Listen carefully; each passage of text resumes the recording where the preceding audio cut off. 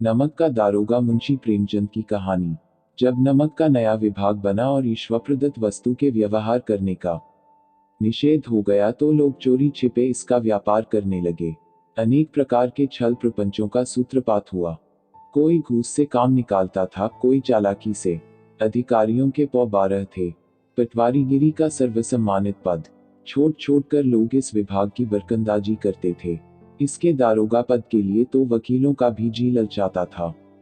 यह वह समय था जब अंग्रेजी शिक्षा और ईसाई मत को लोग एक ही वस्तु समझते थे।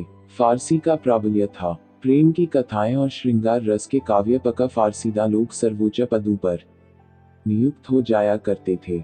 मुंशी वंशीधर भी जुलेखा की विरह कथा समाप्त करके सीरी और फरहाद के प्रेम वृत्तांत को नल और नील की लड़ाई और अमेरिका के आविष्कार से अधिक महत्व की बातें समझते हुए रोजगार की खोज में निकले।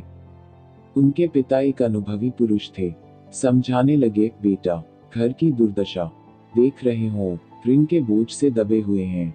लड़कियां हैं, वे घास फूस की तरह बती चली जाती हैं। मैं कगारे पर का वृक्ष हो रहा हूँ, न मालूम कब गिर पड़ूं। अब तुम ही घर के मालिक मुख्तार हो। नौकरी में उहदे की ओर ध्यान मत देना, यह तो पीर का मजार है। निगाह चावे और चादर पर रखनी चाहिए। ऐसा काम ढूंढना जहां कुछ ऊपरी आय हो। मासिक वेतन तो पूर्णमासी का चांद है, जो एक दिन दिखाई देता है और घटते घटते लुप्त हो जाता है। ऊपरी आय बहता हुआ स्रोत है जिससे सदैव प्यास बुझती है। वेतन मनुष्य देता है, इसी से उसमें वृद्धि नहीं होती। ऊपरी आमदनी ईश्वर देता है, इसी से उसकी बरकत होती है। तुम स्वयं विद्वान हो, तुम्हें क्या समझाऊं। इस विषय में विवेक की बड़ी आवश्यकता है। मनुष्य को देखो, उसकी आवश्यकता को देखो और अवसर को देखो। उसके उपरांत जो उचित समझो करो। गरज वाले आदमी के साथ कठोरता करने में लाभ ही लाभ है, लेकिन बेगरज को दांव पर पाना जरा कठिन है। इन बातों को निगाह में बांध लो, यह मेरी जन्म भर की कमाई है। इस उपदेश के बाद पिताजी ने आशीर्वाद दिया। वंशीधर आज्ञाकारी पुत्र थे। ये बातें ध्यान से सुनी और तब घर से चल खड़े हुए। इस विस्तृत संसार में उनके लिए धैर्य अपना मित्र, बुद्धि अपनी पथ प्रदर्शक और आत्मावलंबन ही अपना सहायक था। लेकिन अच्छे शकुन से चले थे, जाते ही जाते नमक विभाग के दारोगा पद पर प्रतिष्ठित हो गए। वेतन अच्छा और ऊपरी आय का तो ठिकाना ही न था। वृद्ध मुंशी जी को सुख संवाद मिला तो फूले न समाये। महाजन कुछ नर्म पड़े, कलवार की आशालता लहलहाई। पड़ोसियों के हृदय में शूल उठने लगे। जाड़े के दिन थे और रात का समय। नमक के सिपाही, चौकीदार नशे में मस्त थे। मुंशी वंशीधर को यहाँ आए अभी 6 महीनों से अधिक न हुए थे, लेकिन इस थोड़े समय में ही उन्होंने अपनी कार्यकुशलता और उत्तम आचार से अफसरों को मोहित कर लिया था। अफसर लोग उन पर बहुत विश्वास करने लगे। नमक के दफ्तर से 1 मील पूर्व की ओर जमुना बहती थी, उस पर नावों का एक पुल बना हुआ था। दारोगाजी किवाड़ बंद किए मीठी नींद सो रहे थे। अचानक आँख खुली तो नदी के प्रवाह की जगह गाड़ियों की गड़गड़ाहट तथा मल्लाहों का कोलाहल सुनाई दिया।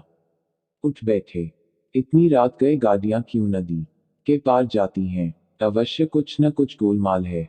तर्क ने भ्रम को पुष्ट किया।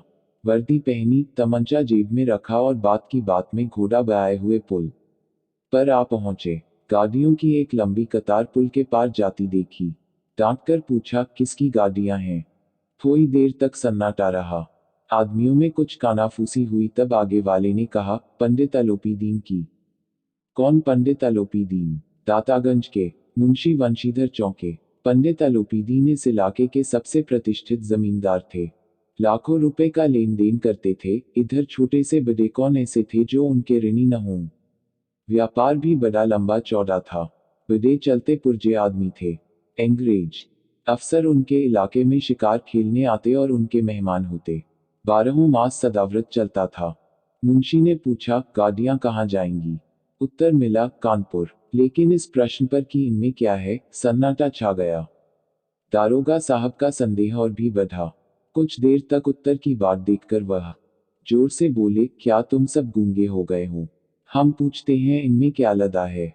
जब इस बार भी कोई उत्तर न मिला तो उन्होंने घोड़े को एक गाड़ी से मिलाकर बोरे को टटोला। भ्रम दूर हो गया। यह नमक के डेले थे। पंडित अलोपीदीन अपने सजीले रथ पर सवार कुछ सोते कुछ जागते चले आते थे। अचानक कई गाड़ीवानों ने घबराए हुए आकर जगाया और बोले, महाराज, दारोगा ने गाड़ियां रोक दी हैं और घाट पर खड़े आपको बुलाते हैं। पंडित अलोपीदीन का लक्ष्मी जी पर अखंड विश्वास था। वह कहा करते थे कि संसार का तो कहना ही क्या, स्वर्ग में भी लक्ष्मी का ही राज्य है। उनका यह कहना यथार्थ ही था। न्याय और नीति सब लक्ष्मी के ही खिलौने हैं, इन्हें वह जैसे चाहती हैं नचाती हैं। लेटे ही लेटे गर्व से बोले, चलो हम आते हैं। यह कहकर पंडित जी ने बड़ी निश्चितता से पान के बीड़े लगाकर खाए। फिर लिहाफ ओढ़े हुए दारोगा के पास आकर बोले, बाबूजी आशीर्वाद कहिए, हमसे ऐसा कौन सा अपराध हुआ कि गाड़ियां रोक दी गईं? हम ब्राह्मणों पर तो आपकी कृपा दृष्टि रहनी चाहिए। वंशीधर रुखाई से बोले, सरकारी हुक्म।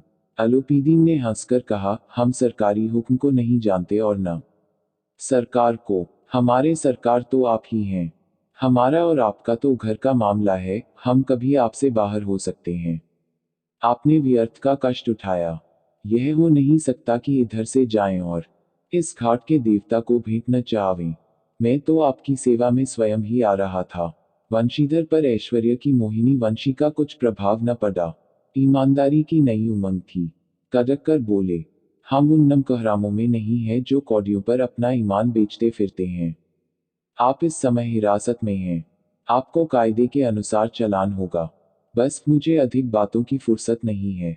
जमादार बदलू सिंह, तुम इन्हें हिरासत में ले चलो, मैं हुक्म देता हूँ। अलोपीदीन स्तंभित हो गए। गाड़ीवानों में हलचल मच गई। पंडित जी के जीवन में कदाचित यह पहला ही अवसर था कि पंडित जी को ऐसी कठोर बातें सुननी पईं।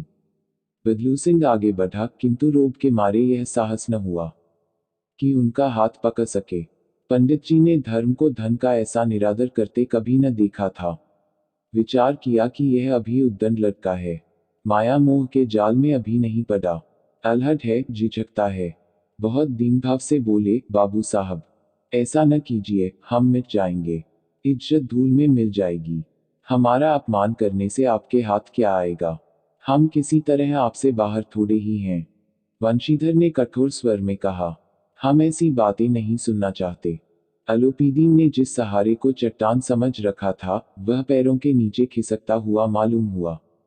स्वाभिमान और धन ऐश्वर्य की कड़ी चोट लगी, किंतु अभी तक धन की सांख्यिक शक्ति का पूरा भरोसा था। अपने मुख्तार से बोले, लालाजी, 1000 के नोट बाबू साहब की भेंट करो, आप इस समय भूखे सिंह हो रहे हैं। वंशीधर ने गर्म होकर कहा, 1000 नहीं, 1,00,000 भी मुझे सच्चे मार्ग से नहीं हटा सकते। धर्म की इस बुद्धिहीन दृढ़ता और देव दुर्लभ त्याग पर मन बहुत झुंझलाया। अब दोनों शक्तियों में संग्राम होने लगा। धन ने उछल उछल कर आक्रमण करने शुरू किए। 1 से 5, 5 से 10, 10 से 15 और 15 से 20,000 तक नौबत पहुंची, किंतु धर्म अलौकिक वीरता के साथ बहुसंख्यक सेना के सम्मुख अकेला पर्वत की भांति अटल अविचलित खड़ा था। अलोपीदीन निराश होकर बोले, अब इससे अधिक मेरा साहस नहीं। आगे आपको अधिकार है। वंशीधर ने अपने जमादार को ललकारा। बदलू सिंह मन में दारोगाजी को गालियां देता हुआ पंडित अलोपीदीन की ओर बढ़ा। पंडित जी घबराकर 2-3 कदम पीछे हट गए। अत्यंत दीनता से बोले, बाबू साहब, ईश्वर के लिए मुझ पर दया कीजिए, मैं 25,000 पर निपटारा करने का तैयार हूं। असंभव बात है। 30,000 पर किसी तरह भी संभव नहीं। क्या 40,000 पर भी नहीं? 40,000 नहीं, 40 लाख पर भी असंभव है। बदलू सिंह, इस आदमी को हिरासत में ले लो। अब मैं एक शब्द भी नहीं सुनना चाहता। धर्म ने धन को पैरों तले कुचल डाला।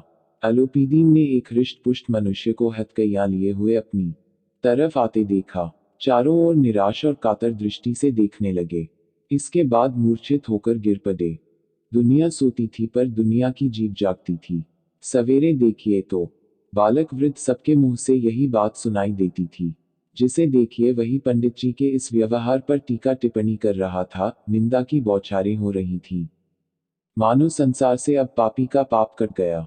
पानी को दूध के नाम से बेचने वाला ग्वाला, कल्पित रोजनामचे भरने वाले अधिकारी वर्ग, रेल में बिना टिकट सफर करने वाले बाबू लोग, जाली दस्तावेज बनाने वाले सेठ और साकार, यह सब के सब देवताओं की भांति गर्दनें चला रहे थे। जब दूसरे दिन पंडित अलोपीदीन अभियुक्त होकर कांस्टेबलों के साथ, हाथों में हथकड़ियां, हृदय में ग्लानि और क्षोभ भरे, लज्जा से गर्दन झुकाए अदालत की तरफ चले तो सारे शहर में हलचल मच गई।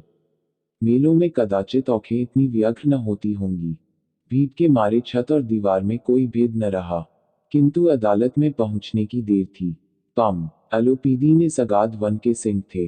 अधिकारी वर्ग उनके भक्त, अमले उनके सेवक, वकील मुख्तार उनके आज्ञा पालक और अरदली, चपरासी तथा चौकीदार तो उनके बिना मोल के गुलाम थे। उन्हें देखते ही लोग चारों तरफ से दौड़े। सभी लोग विस्मित हो रहे थे। इसलिए नहीं कि अलोपीदीन ने यह कर्म किया, बल्कि इसलिए कि वह कानून के पंजे में कैसे आए। ऐसा मनुष्य जिसके पास असाध्य साधन करने वाला धन और अनन्य वाचालता हो, वह क्यों कानून के पंजे में आए। प्रत्येक मनुष्य उनसे सहानुभूति प्रकट करता था। बड़ी तत्परता से इस आक्रमण को रोकने के निमित्त वकीलों की एक सेना तैयार की गई। न्याय के मैदान में धर्म और धन में युद्ध ठन गया।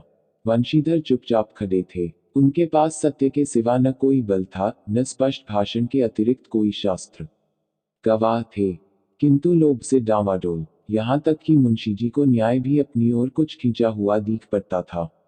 वह न्याय का दरबार था, परंतु उसके कर्मचारियों पर पक्षपात का नशा छाया हुआ था। किंतु पक्षपात और न्याय का क्या मेल। जहाँ पक्षपात हो, वहाँ न्याय की कल्पना नहीं की जा सकती। मुकदमा शीघ्र ही समाप्त हो गया। डिप्टी मजिस्ट्रेट ने अपनी तजवीज में लिखा, अलोपीदीन के विरुद्ध दिए गए प्रमाण निर्मूल और भ्रमात्मक हैं। वह एक बड़े भारी आदमी हैं। यह बात कल्पना के बाहर है कि उन्होंने थोड़े लाभ के लिए ऐसा दुस्साहस किया हो। यद्यपि नमक के दरोगा मुंशी वंशीधर का अधिक दोष नहीं है, लेकिन यह बड़े खेद की बात है कि उसकी उद्दंडता और विचारहीनता के कारण एक भले मानुस को कष्ट झेलना पड़ा। हम प्रसन्न हैं कि वह अपने काम में सजग और सचेत रहता है, किंतु नमक के मुकदमे की बढ़ी हुई नमक से हलाली ने उसके विवेक और बुद्धि को भ्रष्ट कर दिया। भविष्य में उसे होशियार रहना चाहिए। वकीलों ने यह फैसला सुना और उछल पड़े। अलोपीदीन मुस्कुराते हुए बाहर निकले। स्वजन बांधवों ने रुपए की लूट की। उदारता का सागर उमड़ पड़ा। उसकी लहरों ने अदालत की नींव तक हिला दी। जब वंशीधर बाहर निकले तो चारों ओर उनके ऊपर व्यंग्य बाणों की वर्षा होने लगी। चपरासियों ने झुक झुक कर सलाम किए, किंतु इस समय एक कटु वाक्य, एक एक संकेत उनकी गर्वाग्नि को प्रज्वलित कर रहा था। कदाचित इस मुकदमे में सफल होकर वह इस तरह कते हुए न चलते। आज उन्हें संसार का एक खेदजनक विचित्र अनुभव हुआ। न्याय और विद्वत्ता, लंबी चौड़ी उपाधियां, बड़ी बड़ी दाढ़ियां, ढीले चोगे एक भी सच्चे आदर का पात्र नहीं है। वंशीधर ने धन से बैर मोल लिया था, उसका मूल्य चुकाना अनिवार्य था। कठिनता से एक सप्ताह बीता होगा कि मुअत्तली का परवाना आ पहुंचा। कार्यपरायणता का दंड मिला। बेचारे भग्न हृदय, शोक और खेद से व्यथित घर को चले। बूढ़े मुंशी जी तो पहले ही से कुड़बुड़ा रहे थे कि चलते चलते इस लड़के को समझाया था, लेकिन इसने एक न सुनी। सब मनमानी करता है। हम तो कलवार और कसाई के तगादे सहें, बुढ़ापे में भगत बनकर बैठे और वहां बस वही सूखी तनख्वाह। हमने भी तो नौकरी की है और कोई ओहदेदार नहीं थे, लेकिन काम किया, दिल खोलकर किया और आप ईमानदार बनने चले हैं। घर में चाहे अंधेरा हो, मस्जिद में अवश्य दिया जलाएंगे। खेद ऐसी समझ पर पढ़ना लिखना सब अकारत गया। इसके थोड़े ही दिनों बाद जब मुंशी वंशीधर इस दुरावस्था में घर पहुंचे और बूढ़े पिताजी ने समाचार सुना तो सिर पीट लिया। बोले, जी चाहता है कि तुम्हारा और अपना सिर फोड़ लूं। बहुत देर तक पछता पछताकर हाथ मलते रहे। क्रोध में कुछ कठोर बातें भी कहीं और यदि वंशीधर वहां से टल न जाता तो अवश्य ही यह क्रोध विकट रूप धारण करता। वृद्ध माता को भी दुख हुआ। जगन्नाथ और रामेश्वर यात्रा की कामनाएं मिट्टी में मिल गईं। पत्नी ने कई दिनों तक सीधे मुंह बात तक नहीं की। इसी प्रकार एक सप्ताह बीत गया। सांध्य का समय था। बूढ़े मुंशी जी बैठे बैठे राम नाम की माला जप रहे थे। इसी समय उनके द्वार पर सजा हुआ रथ आकर रुका। हरे और गुलाबी पर्दे, पछिए बैलों की जोड़ी, उनकी गर्दन में नीले धागे, सींग पीतल से जड़े हुए, कई नौकर लाठियां कंधों पर रखे साथ थे। मुंशी जी अगवानी को दौड़े देखा तो पंडित अलोपीदीन हैं। झुककर दंडवत की और लल्लो चप्पो की बातें करने लगे। हमारा भाग्य उदय हुआ जो आपके चरण इस द्वार पर आए। आप हमारे पूज्य देवता हैं, आपको कौन सा मुंह दिखावे, मुंह में तो कालिख लगी हुई है। किंतु क्या करें, लड़का अभागा का पूत है, नहीं तो आपसे क्या मुंह छिपाना पड़ता। ईश्वर निस्संतान चाहे रखे, पर ऐसी संतान न दे। अलोपीदीन ने कहा, नहीं भाई साहब, ऐसा न कहिए। मुंशी जी ने चकित होकर कहा, ऐसी संतान को और क्या कर। अलोपीदीन ने वात्सल्यपूर्ण स्वर में कहा, कुलतिलक और पुरखों की कीर्ति उज्ज्वल करने वाले संसार में ऐसे कितने धर्मपरायण मनुष्य हैं जो धर्म पर अपना सब कुछ अर्पण कर सकें। अलोपीदीन ने वंशीधर से कहा, दरोगा जी, इसे खुशामद न समझिए। खुशामद करने के लिए मुझे इतना कष्ट उठाने की जरूरत न थी। उस रात को आपने अपने अधिकार बल से अपनी हिरासत में लिया था, किंतु आज मैं स्वेच्छा से आपकी हिरासत में आया हूं। मैंने हजारों रईस और अमीर देखे, हजारों उच्च पदाधिकारियों से काम पड़ा, किंतु परास्त किया तो आपने। मैंने सबको अपना और अपने धन का गुलाम बनाकर छोड़ दिया। मुझे आज्ञा दीजिए कि आपसे कुछ विनय करूं। वंशीधर ने अलोपीदीन को आते देखा तो उठकर सत्कार किया, किंतु स्वाभिमान सहित। समझ गए कि यह महाशय मुझे लज्जित करने और जलाने आए हैं। क्षमा प्रार्थना की चेष्टा नहीं की, वरन उन्हें अपने पिता की यह ठकुर सुहाती की बात असह्य सी प्रतीत हुई। पर पंडित जी की बातें सुनी तो मन की मैल मिट गई। पंडित जी की ओर उठती हुई दृष्टि से देखा, सद्भाव झलक रहा था। गर्व ने अब लज्जा के सामने सिर झुका दिया। शर्माते हुए बोले, यह आपकी उदारता है जो ऐसा कहते हैं। मुझसे जो कुछ अविनय हुई है उसे क्षमा कीजिए। मैं धर्म की बेदी में जका हुआ था, नहीं तो वैसे मैं आपका दास हूं। जो आज्ञा होगी वह मेरे सिर माथे पर।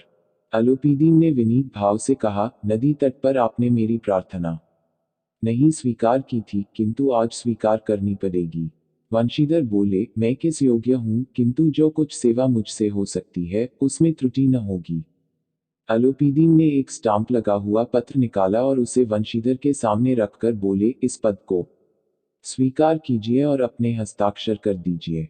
मैं ब्राह्मण हूं, जब तक यह सवाल पूरा न कीजिएगा द्वार से न हटूंगा।